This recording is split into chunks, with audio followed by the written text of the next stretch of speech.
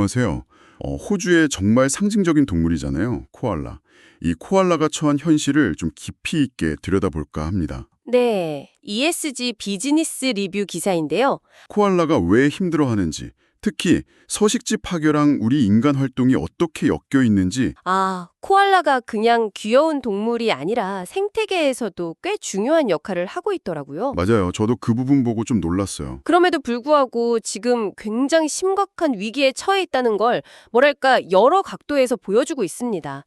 오늘 그 핵심 원인이 뭔지, 또 이게 어떤 의미인지 같이 짚어보면 좋겠네요. 네, 그 기사 보니까 코알라가 유칼립투스 숲 생태계에도 영향을 미치고 심지어 산불 위험까지 줄여준다고요? 네, 그런 역할도 하죠. 저는 그냥 유칼립투스 잎만 먹는 좀 까다로운 친구 정도로만 생각했는데 역할이 크네요. 맞습니다.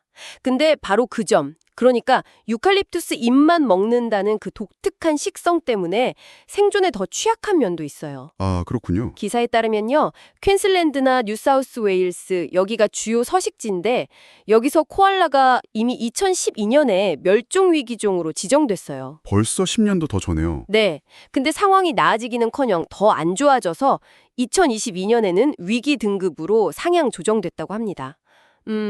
지난 20년 동안 개체 수가 거의 절반으로 줄었을 가능성도 제기되고 있고요. 절반이요. 아니, 왜 이렇게 심각하게 줄어든 거죠? 가장 큰 원인이 뭔가요? 기사에서 진짜 좀 충격적인 숫자를 본 것 같은데? 네, 맞아요. 그 개체수 감소의 가장 큰 원인 역시 서식지 파괴입니다. 서식지 파괴. 기사에서 제시한 수치가 정말 놀라운데요. 멸종 위기종으로 지정된 이후에도 약 200만 헥타르의 코알라 서식지가 파괴됐다고 해요. 200만 헥타르? 감도 잘 안 오는데요? 이게 서울 면적의 3배가 넘는 크기라고 생각하시면 돼요. 어마어마하죠. 세상에, 그렇게나 많이요? 네. 근데 그 서식지는 왜 파괴되는 건가요? 기사에 따르면요. 그 파괴된 서식지의 약 4분의 3, 그러니까 75% 정도가 가축 방목지나 농경지 같은 농업 목적의 벌채 때문이에요. 농업이요. 네. 특히 소고기 생산을 위한 목적이 크다고 지적하고 있죠. 호주 땅의 한 54% 정도가 가축 방목에 사용되고 있고 이게 코알라 서식지 파괴의 주된 원인이라고 강조합니다. 와. WWF 보고서를 인용하면서 호주가 세계적인 삼림 벌채 지역 중 하나인데 그 대부분이 소나 양 방목 때문이라고 아예 명시하고 있어요. 그럼 우리가 먹는 소고기가 어떻게 보면 코알라의 집을 빼앗고 있을 수도 있다는 거네요. 아예 소고기 버거나 스테이크가 생물 다양성 위기를 초래한다고 꽤 직설적으로 얘기하던데요. 맞습니다. 바로 그 점이죠. 근데 기사는 또 다른 문제도 지적하는데요. 대부분의 벌채가 좀 작은 규모로 이렇게 조금씩 이루어지다 보니까 연방 환경법의 감시를 피하고 있다는 거예요. 규제를 피해가는군요. 네. 여기서 더 나아가서 가축 사료를 생산하기 위한 곡물 재배 역시 코알라 서식지를 잠식한다고 지적해요. 사료까지요? 그렇죠. 이게 기사에서 언급된 코알라와 인만이 똑같이 선호하는 그 비옥한 땅을 둘러싼 갈등하고도 딱 연결되는 지점입니다. 정말 복잡하게 얽혀 있네요. 서식지 파괴가 가장 큰 문제인 건 알겠는데 혹시 다른 위협 요인들도 있겠죠? 당연히 있죠. 서식지 파괴 외에도 기후변화의 심각성도 빼놓을 수 없습니다. 이 부분을 강조하는데요. 기후변화요? 구체적으로 어떤 영향인가요? 코알라는 사실 37도가 넘어가면 체온 조절을 잘 못해요. 근데 폭염이나 가뭄이 잦아지면 얘들한테 정말 치명적이죠. 더위를 못 견디는군요. 네. 그리고 이런 기후변화가 대형 산불 빈도를 높여서 안 그래도 부족한 서식지를 그냥 태워버리는 경우도 많고요. 정말 가슴 아픈 사례가 나오는데 어떤 사례죠? 산불 피해 후에 먹이가 부족해서 고통받던 코알라의 약 700마리를 안락사시켰다는 그런 안타까운 이야기가 있어요. 700마리를요? 안락사라니. 진짜 마음 아픈 현실이네요.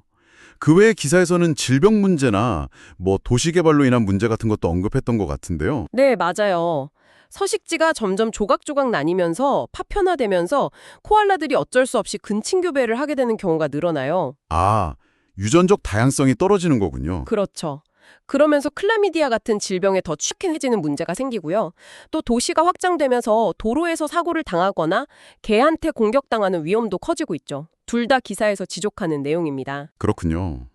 심지어 농장을 개발하는 과정에서 코알라가 불도저에 직접적으로 치여서 죽거나 다치는 그런 끔찍한 사례도 언급되고 있어요. 정말 상상만 해도 끔찍하네요. 자, 그럼 정리를 좀 해볼까요?